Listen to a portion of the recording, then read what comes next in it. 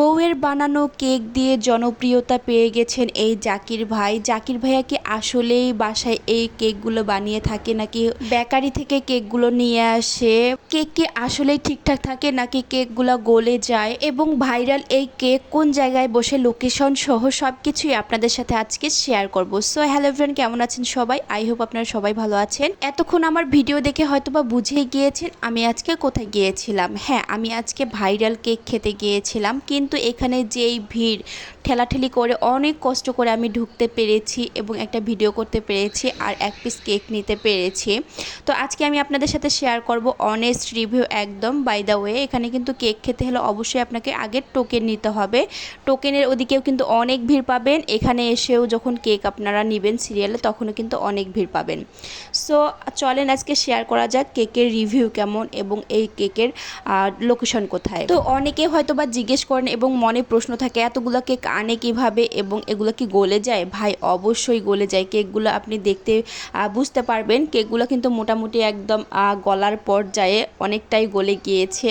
আর অনেকেই জিজ্ঞেস করে এগুলো কি বেকারির কেক নাকি উনি নিজেই তৈরি করে। তো এটা আসলে সঠিক তথ্য এখনও পাওয়া যায় নাই। উনি বলেছে একজনকে ইন্টারভিউয়ে সব কিছু বলে দিবেন বাসায় নিয়ে গিয়ে। তো এ পর্যন্ত কিন্তু আপনাদের অপেক্ষা করা লাগবে। তবে জনগণের কিন্তু একটা প্রশ্ন থাকতেই পারে যে এতগুলা কেক একসাথে কিভাবে বানায় একজন, তার স্ত্রী তো এই কেকগুলো বানায়। তো এখানে দেখতে পাচ্ছেন কিন্তু অনেকেই ভিড় করতেছে আর এত ভিড় ছিল।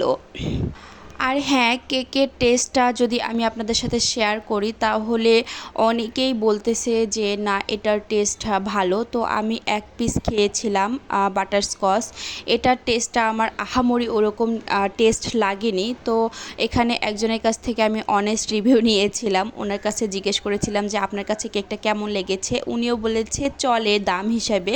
তো আমারও কিন্তু এইটাই মনে হয়েছে যে দাম হিসেবে চলে, ওরকম আহামরি কোনো টেস্ট নেই। আর হ্যাঁ, একটা কথা না বললেই নয়। তো যারা এই ভিডিওটা ভাইরাল করেছেন, ওনাকে যারা ভাইরাল করেছেন, আমি বলবো উনি করে কাচ্ছে কাক। ওনার রিজিক হয়তো বা এভাবেই ওনার সব কিছুতে দেখতেছে অনেকেই বাধা দিচ্ছে, অনেকে অনেক ধরনের প্রশ্ন করতেছে। ভাই উনি 100 টাকায় কেক বিক্রি করে খাচ্ছে, খাক না ভাই, এত কোশ্চেন কেন বলেন তো?